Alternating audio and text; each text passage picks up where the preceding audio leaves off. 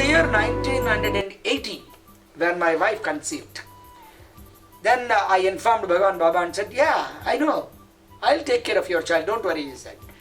And then when she was through pregnancy and it was 7th month, one fine morning, Bhagavan Baba came to me. He used to talk to me every day, giving interviews and all. He came to me and said, you know, it is 7th month now, he said. I got a shock, I got up and I said, I don't know, Swami. He said, yeah, I know you don't know. You don't bother about anything in this world, I know. It is 7th month now, we have to send her for delivery to her native place, because I don't have as yet a good hospital here. I have a small hospital there and we don't have such facilities, so we have to send her to Tanuku. You don't worry, I will make all necessary arrangements, he says.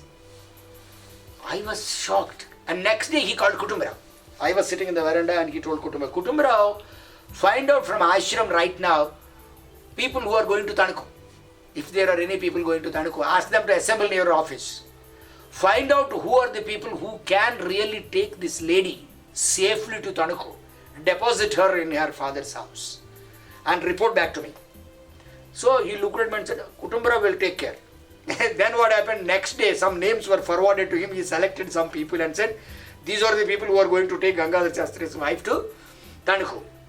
He came to me and said, I selected some people, they are going to take her to Tanuku and they will take care of her. Okay, is it okay with you? I said. Then I gathered some courage and got up and said, Swami, if you kindly permit me, I will also go and drop her there and come. Then he looked at me and said, not necessary, sit down, he said. I said, thank you, Swami, I said.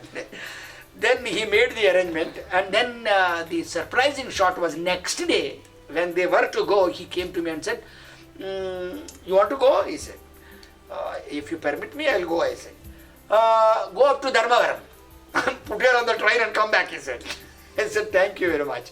So I went up to Dharmavaram, put them on the train and came back. And then she went there. And a few days before delivery, one fine morning, Swami told me, you are going to be blessed with a girl. I said, okay, Swami, whatever it is. Then what happened was, on 23rd of January 1980, my daughter was born and I got a telegram. So I went back Monday and I showed the telegram to Swami. I said, where నాకు telegram చూపిస్తావు నేను చెప్పాను కదా నీకు, he said. I told you already, why do you show this telegram to me? I know it long back, he said. I said, okay, Swami. Then, you want to go and see the kid? He asked me. Yes, Swami said. Not necessary, sit down, he said. I said, okay. I sat in the veranda.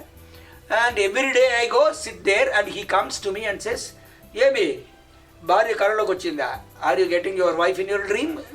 Swami, లేదు Swami. Don't try to play tricks with me. Yes, you see her, but sit down. Okay, sit down, he says. 1 week over, 2 weeks over, 3 weeks got over, and in between, sometimes he comes to me and says, do you want to go and see your daughter? Yes, Swami. Not necessary. Sit down. Every time not necessary. First month over, second month over, third month over, fourth month over, fifth month it was. I was sitting in the veranda. Amy, one day I was sitting with my head down, and he came and sat in front of me, and he patted me on my head. I lifted up my head and, Swami, are you thinking of Swami or Ame? Hell. I said, I'm thinking of you only, Swami. I know, I make you think of me. It is 5 months. I did not permit you to go and see her. So he said, tomorrow you go. I said, yes, Swami. You go tomorrow and bring your wife and daughter here. Okay, are you happy? He said, no, Swami, it's all right. I'll go and bring them here. He walked a few steps and rushed back towards me and said, I forgot to tell you something very important. As you go there, those people are going to insist on naming function, that function, this function. We have actually a function called Bharasala, which is very traditional, very important. So they will ask you to perform that function. You are not performing any function there. You are just bringing back your wife and daughter here. That's all. I was a bit shocked. Because being a traditional Brahmin, I wanted Bharasala and naming ceremony and all. My father, my mother, my brothers, everybody will be there. I said, what is this Swami saying like this? And I realized Swami could read your thoughts also. That was probably the first time I experienced it, because he looked at me and said, Amy, what are you thinking? You are thinking that your parents will be there, your father-in-law will be there, everybody will be there, there will be a big function and all that. Do you think it is greater compared to Swami giving a name? I said, Swami, I am not aware, Swami, I don't know. because I was a slow catcher of things. So I never caught all these things. Gangadhar, look at that side, he said. I look toward the devotees. That side gents, that side ladies. Do you know how many people are there without names? 10 years, 15 years, 20 years there are children sitting there. They don't have names because they are begging Swami to give them names. Till today I did not name them. They are nameless. They call themselves Sai Ram. They just call them. Here I am offering. I am telling you that I am going to name the kid. I will perform all functions here in Prashant Nilayam. And you are dodging? I said, no Swami, I don't know. Don't know. Keep quiet. Bring them here and just do that. I said, okay Swami, I'll do that. Then I went my home. When I went to my house, my father and mother were having some discussions, I think. Actually, I am from an upper middle class family where my father was having a lot of financial problems as well. So, I went there and my father asked me, are you planning to have some barsala like that or so? I said, why Dad? Is there any problem? He said, if you want to have barsala naming function and all that, he brought a silver plate and gave it to me and said, you can sell this in the market. With whatever money you get, you can perform your function. I said, no Dad, I think Bhagavan Baba knew this and he prevented this. When he came back, rushed and told me on that day, don't think of this. I am going to do it here.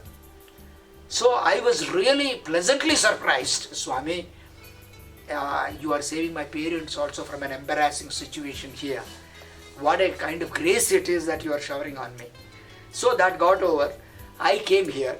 And then I was, as soon as I came next day, I went to Kutumbaragar and I requested him, sir, I want to stand with my daughter near the Shautaram gate. Generally, that was the practice in those days. If you want something, stand with your kid there. If he was gracious, he would call and name the kid. Otherwise, after darshan, go back. So I went there. Kutumbaragar was so gracious to me because he knew how close I was to Swami, or Swami was loving me so much. So Kutumbaragar permitted me. I stood there. Swami came, gave a smile and went off. I said, what is this? You told me to come, bring my daughter and all that. You wanted to name and all that. Now you just give me a smile and go away like this. So evening I went, I stood there. Another smile. A mischievous smile he gives. He like this and goes off. So second day morning, evening, 2 more smiles. Third day again, 2 more smiles. On the fourth day, he came, he stopped by my side. I was looking for you there with your daughter. I said, Swami, 3 days I stood there and you ignored me.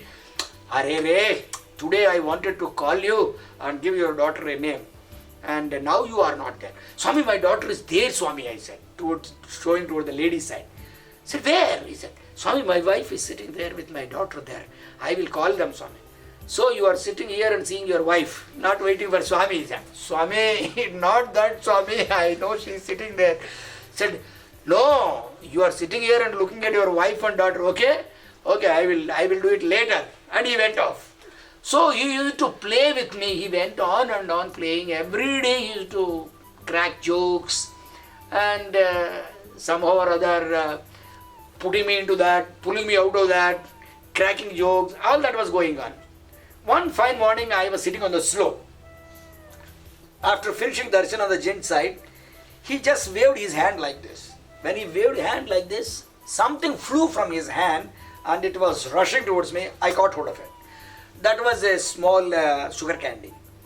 He looked at me and said, where is your father-in-law? He asked. I said, Swami, he is not right now maintaining good health. They are taking him to Bombay for treatment. Then Swami walked towards me and said, you know more than me, he said. I said, Swami, no, Swami, that's what the information I got, I said. Tomorrow morning he is coming here, he said. I got a shock. I said, tomorrow morning he is coming. He is 90, bedridden, he cannot get up and stand and walk. My brothers-in-law were taking him to hospital by stretchers. I said, how is he coming all the way from that place to this place? I was wondering, tomorrow he is coming. You will see him, okay? And he walked away. I said, what is he talking? I went home and I told my, there were no telephones and all that in those days. And next day morning also I went and sat in the veranda and Swami looked at me and said, your father-in-law is coming today. I said, what is he coming? I don't have any message, no call, nothing. And he was in bedridden completely. He cannot move from his bed. And at 11 o'clock I get a telegram. saying that Vishweshwar Rao reaching Parthi by 2 o'clock. I was really shocked. 2 o'clock, 3 o'clock he came, and I was living in C floor, West 3 block, the first block. We physically carried him upstairs. And then next day he called us for interview, and when we went inside, he took my first daughter onto his lap. He said, Gangadhar, yesterday I did Annaprasna, but I am not very happy. I want to do it once again. Do I have your permission? I said, Swami, what are you talking? You need anybody's permission to do anything. This one aspect of Swami always really almost put me down, finished me off, I tell you. Swami was so polite and so humble. He was so down to earth, I tell you. Whenever he spoke to some people, I think it is good if you do like this. He never asked anybody to do anything. And whenever he asked somebody to do something, he said, kindly do me this favor. I used to wonder and tell Swami, I told one day Swami, how can you say kindly you do this? You can command. And I said, how can I command, Bangaru? You are all actually on your own. And you are all my devotees. I can't command you. You will do it if you have the devotion for Bhagavan Baba. I give you an opportunity. It is up to you to utilize or not to utilize. So I was sitting close to him, and then Swami looked at me and said, Gangadhar, yesterday I did Annaprasna to your daughter in the lines, but I am not very happy about it. I want to do it once again. Is it okay with you? Lord plays games with you, and as if he were asking my permission, I looked at him and said, Swami, it is the child's great good fortune, and it is a great blessing on all of us. So Swami immediately materialized a sugar candy, started feeding her, and started talking to us. He was such a very great democrat. So whenever I saw him interacting with so many devotees, every time he would ask the devotee, first of all, do you permit me to do this? He says. Then the devotee gets shocked, first of all. Swami, you seek my permission. He says, yeah, there is nothing wrong in seeking your permission. If you like it, I will do it. If you don't like, I don't want to do that. He was almost down to, even with kindergarten school children also he was like that. With our primary school children also he was like that. With the top class officials he was like that. The rulers of the country, President of India, Prime Minister, whenever they visited, he was like that. That kind of, whatever he said, Divyatma Swarupa's treatment to each and every person, considering everybody is an embodiment of Atma, that was very much visible in his day-to-day life. And once Swami declared actually, from the dais itself, when he was giving a discourse, he was talking in Sai Kulwant Hall. It was not there in those days, but he was giving a discourse and said, see, when people try to teach, they should never forget that you should be practicing it before preaching it. If you are not practicing, you don't have any moral right or any other right to teach it. I think, Bhagavan Baba said, I think I am the only one who has got a right to teach anybody anything I wish, because I practice a perfect life. It was really a fantastic statement which has to be understood very carefully by people. And he asked me, do you want to add any name to the name which I want to give? Either prefix or suffix. Swami, no Swami. Do you have any name in your mind? Do you want me to give your mother's name, your grandmother's name, or any name like that? No Swami, it is absolutely your choice. He didn't stop there. He asked my wife, do you? He asked my father-in-law, mother-in-law, my brothers-in-law. Everybody in the room he asked. Everybody said, Swami, absolutely your choice, Swami. We don't have anything like that. He was immensely pleased and he started reciting Mantra Pushpam. And then in the Mantra Pushpam, actually at one point we say Vidyullekhe Nabhashwaraha. He chanted Mantra Pushpam up to that point and suddenly stopped there. Vidyullekhe Nabhashwaraha Nevara Sukhavattanvi Pitabha Swatyanupama. It goes like that. Vidyullekhe. From here I am picking up the word and giving her name, Vidyullata. And then he asked me, do you know what is the meaning? I said, yes, Swami, it is a streak of lightning. When we find lightning in your daughter is going to be like that. She doesn't require a teacher. Ekasantha Grahi. Once you teach, just she catches. She'll be brilliant in her studies and all that. I said, thank you so much, Swami. He materialized a locket and gave her. And the interview was fantastic. He blessed all of us. Then we all came out. And after 2-3 days, or 4-5 days or so, that locket was lost. When the locket was lost, I wrote a letter to Swami and I sent it to him. And we were all sitting on the sands in those days. I was sitting on the right side near Krishna statue. We used to sit there with all the students. So I used to sit in the front line. All the students were all sitting behind. And Swami came, he looked at me and said, irresponsible, he said. Then I put my head down. And then Swami said, Sigledu, Buddhiledu, sense ledu. I don't know why you behave so casually.